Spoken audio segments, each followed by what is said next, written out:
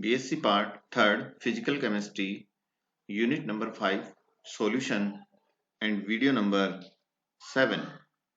Video number 7 में आज हम dilute solution, colligative properties and their examples के बारे में स्टडी करेंगे।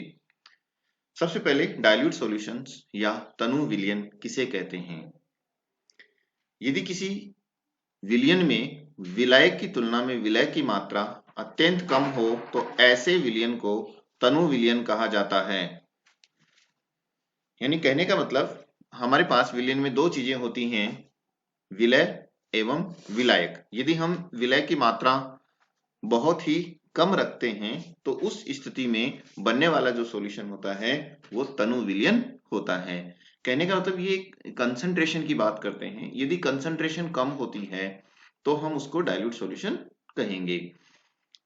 एक्चुअल में कंसंट्रेशन में क्या है, मोल पर लीटर कह दीजिए या मोल प्रति किलोग्राम कह दीजिए, या बहुत सारी कंसंट्रेशन टर्म्स के बारे में आपने पढ़ा है। तो हमने विलय या उसके मोल कम मात्रा में डाले हैं किसी भी विलायक में, तो बनने वाला जो विलयन होगा वो डाइल्यूट सॉल्यूशन कहलाता है। अब हम बात करते हैं अणु संख्यक गुणधर्म या कोलिगेटिव प्रॉपर्टीज। कोलिगेटिव प्रॉपर्टीज या अणु संख्यक गुणधर्म ये तनु विलयनों में हमें देखने को मिलती हैं। साथ ही ये प्रॉपर्टीज विलय के कणों की संख्या पर निर्भर करती हैं, उनकी प्रकृति पर निर्भर नहीं करती हैं। यदि उनकी संख्या ज्यादा है तो कोलिगेटिव प्रॉपर्टीज के मान ज्यादा आएंगे, अणु संख्यक गुणधर्म के मान हमें ज्यादा प्राप्त होंगे। यदि उनकी संख्या कम है तो उनके मान हमें कम प्राप्त होंगे।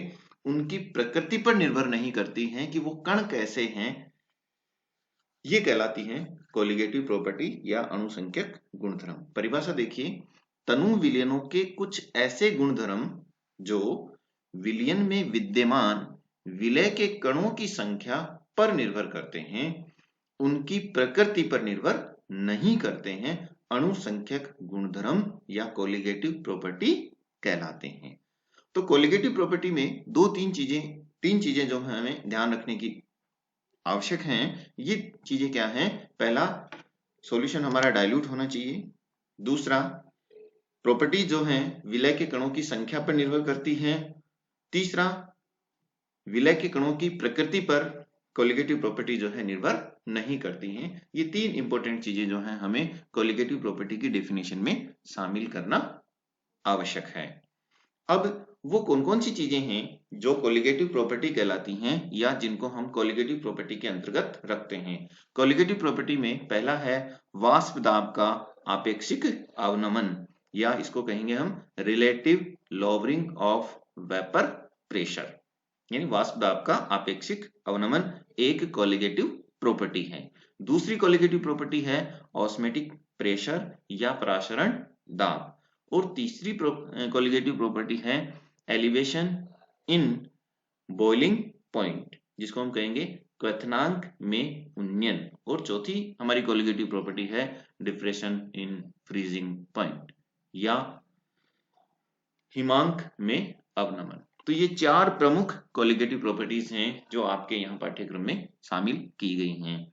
वाष्प दाब का आपेक्षिक अवनमन, परासरण दाब, क्वथनांक में उन्नयन और हिमांक में अवनमन।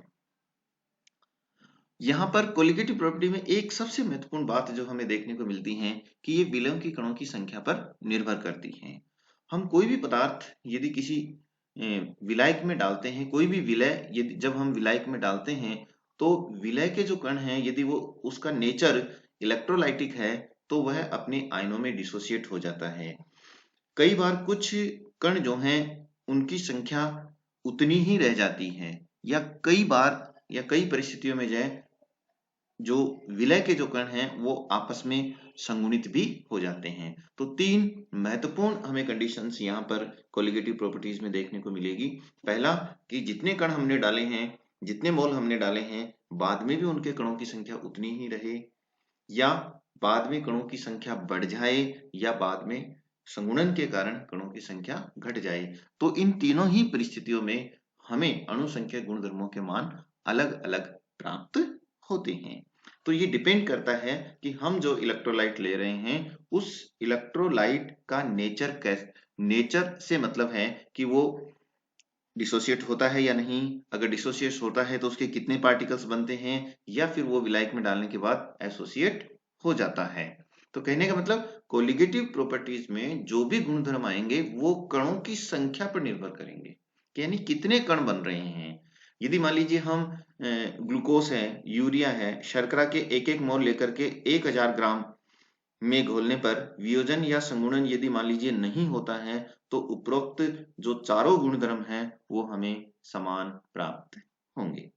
लेकिन यदि कहीं डिसोसिएशन या एसोसिएशन हो जाता है, वियोजन या संगुणन हो जाता है, तो गुणधर्म या कोलिगेटिव प्रॉपर्टीज के मान में परिवर्तन आ जाता है। यहां देखिए एक एग्जांपल दिया हुआ है नमक का। नमक सामान्य नमक जिसको हम यूज करते हैं NaCl। इस NaCl में यदि हम यहाँ पर 90% NaCl वियोजित होने पर हम कणों की संख्या देखना चाहें तो किसी भी उस विलयन में कणों की संख्या कितनी होगी। हमने क्या किया, NaCl का सॉल्यूशन लिया, विलायक के रूप में NaCl लिया और उसको विलायक में हमने डाल दिया। विलायक में डालने के बाद हमने देखा कि 90% जो नमक है वो Na+ या NaCl जो है Na+ और Cl- में वियोजित हो जाता है। 10% जो है वियोजित नहीं होता है।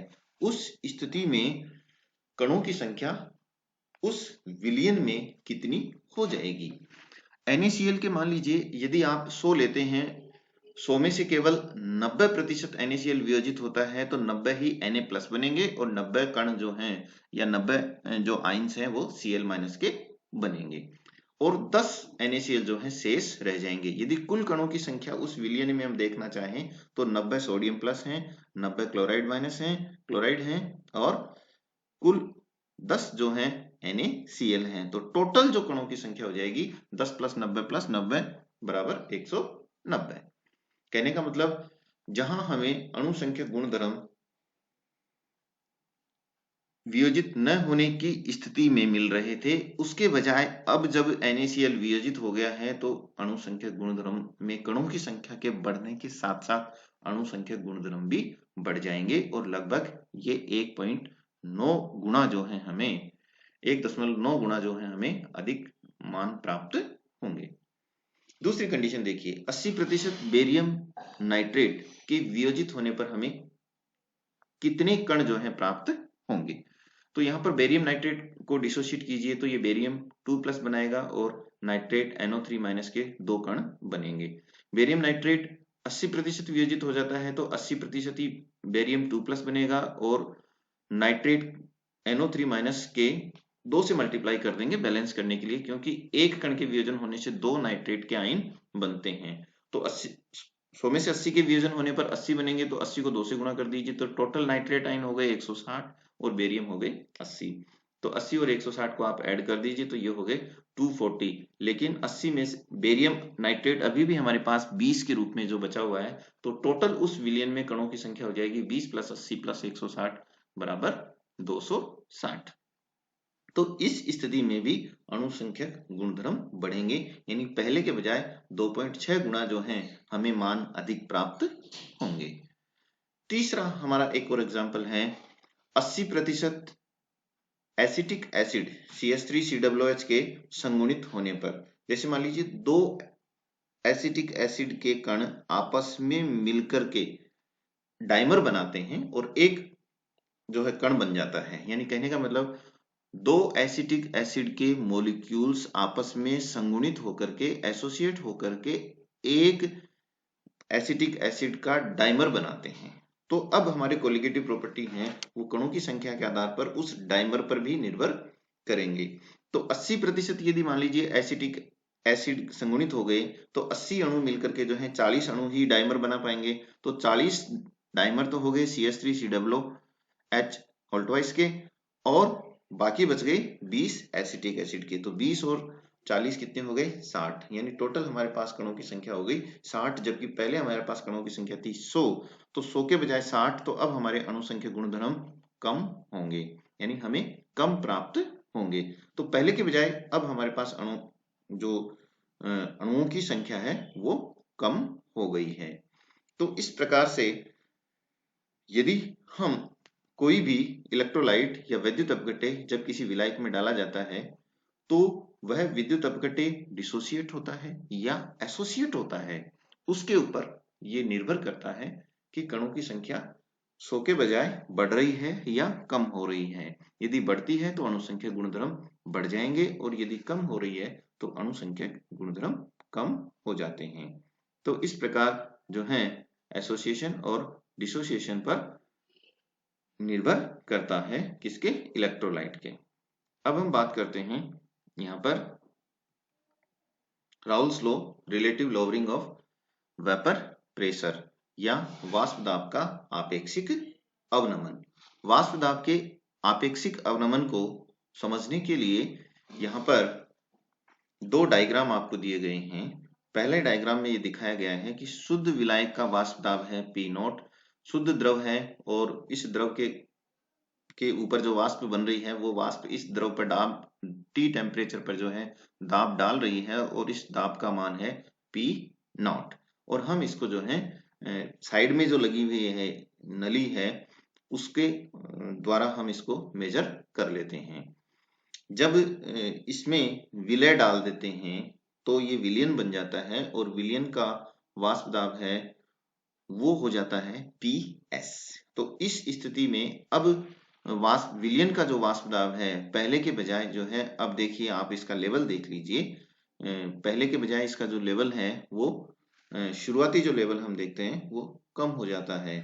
तो यहाँ पर हम देखते हैं यदि लेफ्ट हैंड साइड में ये जो ग्राफ आपको दिखाई दे रहा है तो यहाँ देखिए कि यहाँ पर बहुत ही डाइल्यूट सॉल्यूशन है, ये x1 है और ये 1 यानी अधिकतम सांद्रता है।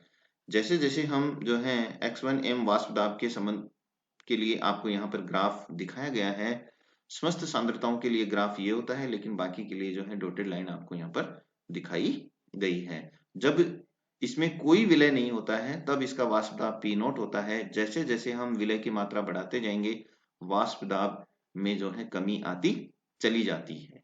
और यदि मान लीजिए हम विलय का x1 का मान या जो विलय हमने डाला उसका मान यदि अधिकतम होता है तो वाष्प दाब बहुत कम हो जाता है। तो ये हमने विलायक के वाष्प दाब में कितनी कमी हुई है उसकी स्टडी की है।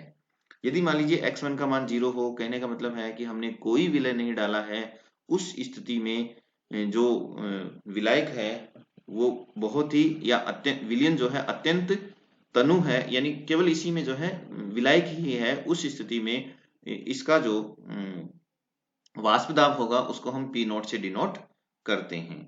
ये ग्राफ जो है डॉटेड लाइन आपको यहाँ पे नजर आ रही है। लेकिन यदि हम इसमें थोड़ा सा विलय डाल देते हैं, थोड़ा सा भी यदि हम क्या डाल देते हैं, हम इसमें विलय डाल देते हैं, उस स्थिति में जो वाष्प दाब है PS वो समानुपाती होगा x0 के। और PS यहाँ पर समानुपाती का निशान हटाएंगे तो इक्वल साइन आ जाएगा और ये आ जाएगा P0 x0। यानी कहने का मतलब है राउल के नियम में पहले भी इसे बताया गया है कि किसी विलयन का वाष्प दाब PS उसमें उपस्थित विलायकों की मोल भिन्न के समानुपाती होता है। यानी किसी भी विलयन का जो वाष्प दाब होगा वो निर्भर करेगा कि उसमें विलायक की मोल भिन्न कितनी है। कहने का मतलब है कि विलय की मात्रा जितनी कम होगी वाष्प दाब उस विलयन का उतना ही अधिक होगा। इसे वाष्प दाब आपेक्षिक अवनमन का राउल का नियम कहते हैं। अब वाष्प दाब में कमी कितनी हुई, मान लीजिए जब हमने विलय नहीं डाला उस स्थिति में हमारे पास वाष्प दाब था P0 और जब हमने इसमें विलय डाल दिया तब ये हो गया PS। तो कमी कितनी हो गई, डेल P आ गया हमारे पास P0 माइनस PS। यदि हम डेल P निकालना चाहें तो P0 minus P0 into x0। PS का मान हम समीकरण 2 से ले लेंगे तो अब हमारे पास डेल P का मान आ गया P0 1 माइनस x0। हम 1 माइनस x0 को हम x1 भी लिख सकते हैं क्योंकि x1 plus x0 equals to 1 होता है। अब यहाँ पर del P as it is रख दीजिए, P0 अपनी जगह आ गया तो 1 माइनस x0 की जगह हम x1 रख देते हैं। P0 को आप नीचे ले जाइए तो अब डेल P के स्थान पर हम रख सकते हैं इक्वेशन नंबर 3 से P0 माइनस PS। तो ये तो होगी वाष्प दाब में कमी और ये कमी हो गई प्रारंभिक जो वाष्प दाब था, जब हमने विलय बिल्कुल भी नहीं डाला था या बहुत ही कम मात्रा में डाला था, तो उसके सापेक्ष यदि हमने देखा P not minus P S upon P not, तो ये किसके बराबर होता है, x1 के, यानी वाष्प दाब का आपेक्षिक अवनमन। आपेक्षिक अवनमन है वो x1 के समानुपाती होता है या बराबर होता है। तो राउल का नियम एक बार फिर से हम इसको डिफाइन करते हैं। ये डेफिनेशन ये हमें बताता है कि किसी विलयन का आपेक्षिक, यहाँ शब्द काम में आ रहा है, आपेक्षिक वाष्प दाब अवनमन उस विलयन में उपस्थित विलय की मोल भिन्न के बराबर होता है। यानी आपेक्षिक जो अवनमन है P not minus P S upon P not, ये बराबर होता है x1 के। लेकिन यदि हमने ऊपर वाली जो डेफिनेशन पढ़ी वो क्या कहती है, किसी विलयन का वाष्प दाब पीएस उसमें उपस्थित विलायकों की मोल भिन्न के समानुपाती होता है। यहाँ ये विलायक के बारे में बता रहा है और यहाँ ये विलय के बारे में बता रहा है, लेकिन यहाँ केवल कमी को बता रहा है या वाष्प दाब के बारे में बता रहा है, जबकि ये आपेक्षिक अवनमन को बता रहा है। तो दोनों डेफिनेशन अपनी जगह सही हैं। अब हम आगे लेकर चलते हैं इसको। x1 को हम लिख सकते हैं कि यदि x1 बराबर मान लीजिए ये जो है विलय की मोल भिन्न है, x1 हमारे लिए क्या है, विलय की मोल भिन्न है। तो विलय की मोल भिन्न को हम लिख सकते हैं विलय के मोल बटा कुल मोल। तो विलय के मोल हो गए स्मॉल n अपॉन कुल मोल हो गए small n plus capital N। Capital N यहाँ पर विलायक के मोल हैं। अब यदि हम x1 के स्थान पर समीकरण 7 का मान समीकरण 6 में रख देते हैं, तो हमारे पास इक्वेशन 8 आ जाएगी, P not minus P S upon P not equal to small n upon small n plus capital N। अब आगे चलते हैं। यदि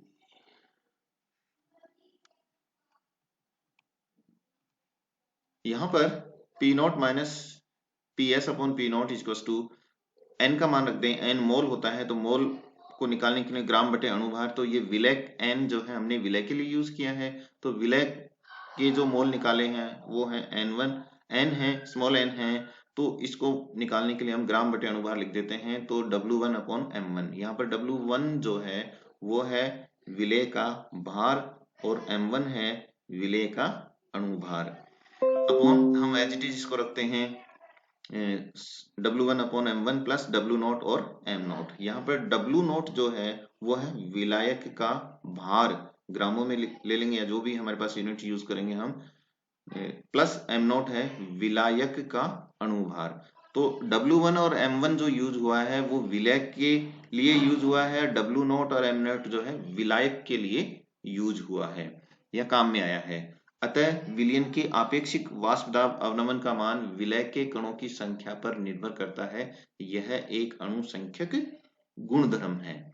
यदि हम ये भी जानते हैं कि विलय तनु विलयनों की ये प्रॉपर्टी है, कोलिगेटिव प्रॉपर्टीज में सबसे पहली कंडीशन क्या थी, विलयन तनु होना चाहिए। और जब विलयन तनु होता है तो स्मॉल n जो है या विलय का जो अणु विलय के जो मोल हैं वो बहुत कम होते हैं। तो इस स्थिति में विलय की तुलना में विलय के मोलों की संख्या बहुत कम होती है, तो small n is very very less than capital N।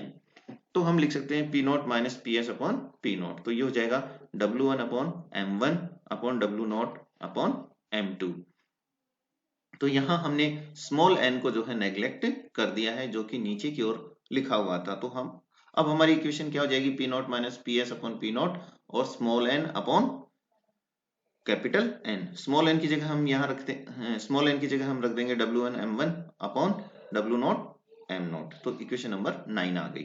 अब इक्वेशन 9 को थोड़ा सा चेंज कर दें हम, तो P not minus P S upon P not equal to W1 upon M1 into M not जो है ऊपर चला जाएगा और W नॉट नीचे रहेगा।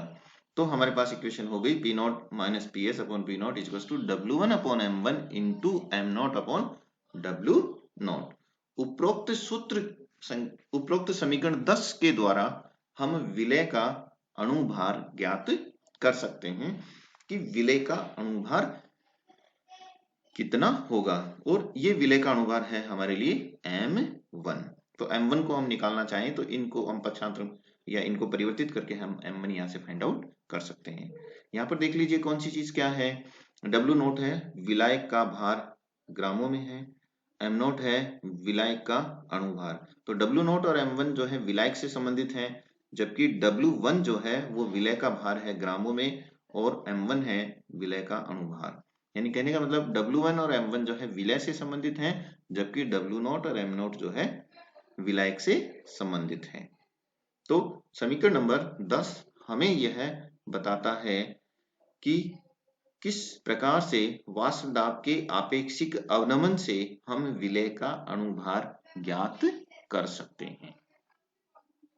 धन्यवाद।